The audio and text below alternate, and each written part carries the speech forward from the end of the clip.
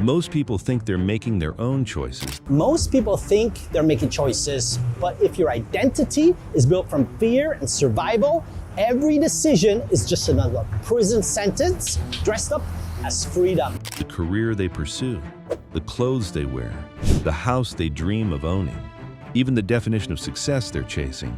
But what if many of those decisions were never truly theirs to begin with? Every day, millions of people follow the same invisible script: study hard, get a stable job, buy more, fit in, stay comfortable. On the surface, it feels safe, rational, normal. Yet beneath that normality lies a cost so subtle that most people don't notice it until years have passed. A cost measured not in money, but in lost potential, unrealized ambitions, and a life shaped more by expectations than intention. The frightening part? Society rarely punishes you for following the crowd. In fact, it often rewards you for it, at least in the beginning. So why do so many people reach the destination they were told to want, only to discover it doesn't feel like success at all? And what happens when fitting in becomes the very thing holding you back? The strange thing about conformity is that it rarely feels like conformity. Nobody wakes up one morning and says, "Today, I'm going to spend my entire life following the crowd." Everything comes from decision. You only get new results if you take new actions. You only take new actions if that decision comes first. Instead, it happens gradually, one decision at a time, one expectation at a time, one compromise at a time. And because everyone around us is making similar choices, those choices start to feel normal. Even inevitable. From childhood, we're handed a blueprint for life: work hard in school, get good grades, find a stable career, earn enough money, buy a house, start a family, save for retirement. Repeat. At first glance, there's nothing inherently wrong with this path. For many people, it can lead to a comfortable and meaningful life. The problem begins when the blueprint becomes a cage. When people stop asking whether the life they're building is actually the life they want. Psychologists have long studied a phenomenon known as social conformity, the tendency for individuals to align their beliefs and behaviors with those of a larger group. One of the most famous demonstrations came from psychologist Solomon Asch in the 1950s. In his experiments, participants were shown simple line comparisons where the correct answer was obvious. Yet when everyone else in the room deliberately chose the wrong answer, many participants followed along, even though they knew it was incorrect. Why? Because standing alone is uncomfortable. Humans are social creatures. For most of history, belonging to a group wasn't just desirable, it was necessary for survival. Being rejected by the tribe could mean danger, isolation, or even death. Thousands of years later, our brains still carry traces of that wiring. We crave acceptance, we fear judgment. And often, we choose belonging over authenticity. This instinct affects far more than opinions in a psychology experiment. It influences careers, relationships, financial decisions, personal goals, even the dreams we believe are our own. Your dreams have to be bigger than all your fears. See, that's why you have to have big dreams, because your dreams have to be bigger than all your fears.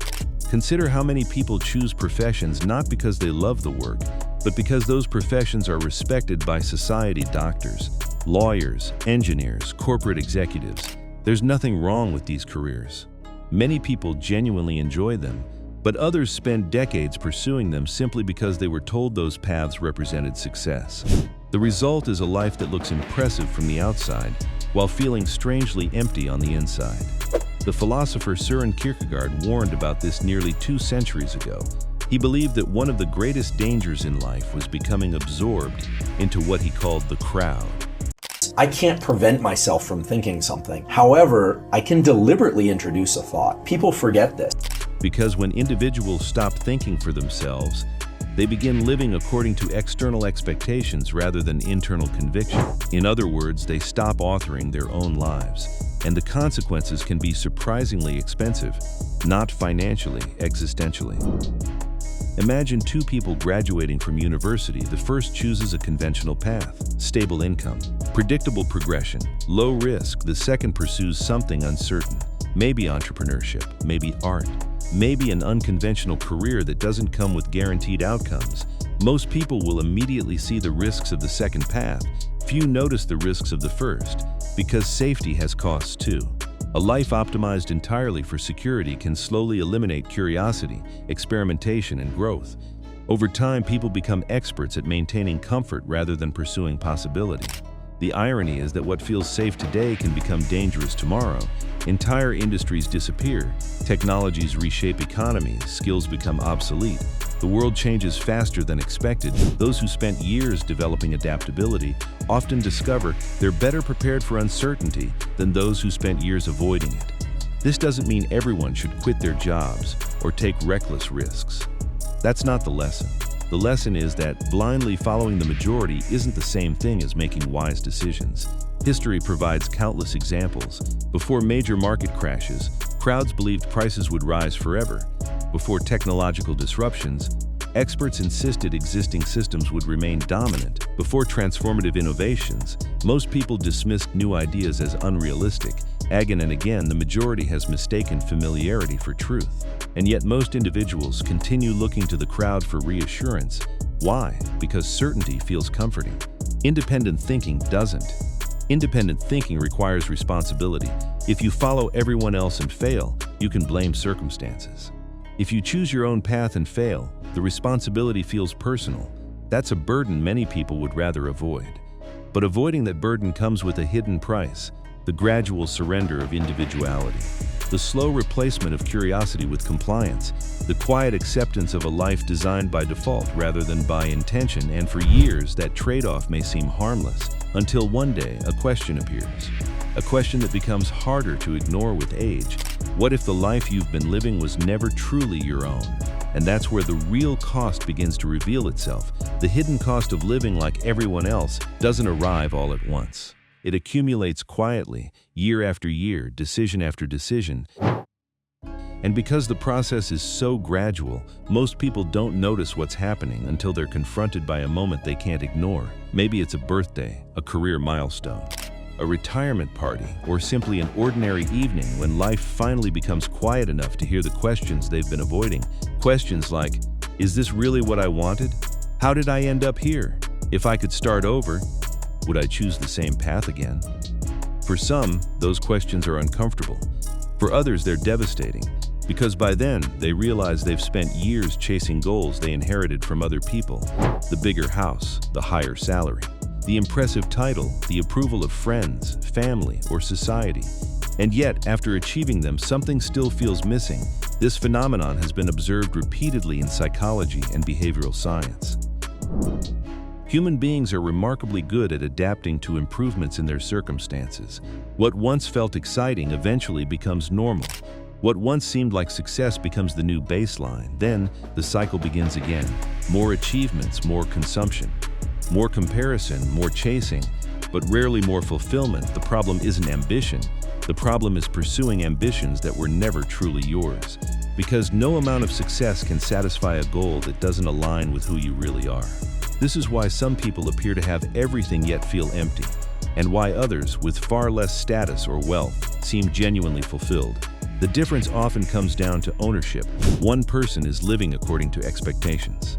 The other is living according to intention. That distinction changes everything. When you stop measuring yourself against the crowd, something remarkable happens. You begin making decisions based on values instead of appearances. You become less concerned with impressing others and more concerned with building a life that feels meaningful to you. You stop asking, what is everyone else doing? And start asking, what actually matters to me? Those questions aren't always comfortable. In fact, they can be terrifying because they may force you to challenge assumptions you've carried for years. They may require disappointing people. They may demand difficult changes.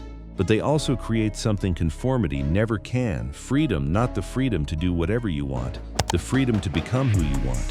History's most influential thinkers, creators, entrepreneurs, and innovators rarely achieved extraordinary things by following the standard script. They questioned assumptions, they challenged norms, they tolerated uncertainty. Most importantly, they were willing to stand apart from the crowd when necessary. That doesn't mean you need to become famous, wealthy, or revolutionary. The goal isn't to be different for the sake of being different. The goal is authenticity, to ensure that when you look back on your life, the choices you made were genuinely yours. Because in the end, the greatest tragedy isn't failure.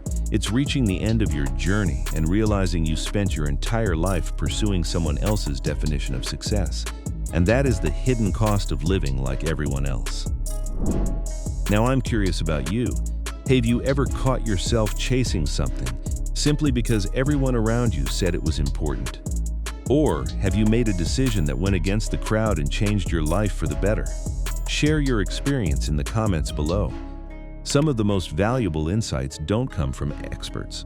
They come from real people willing to tell the truth about their journey. And if this video made you question even one assumption you've been carrying, consider subscribing.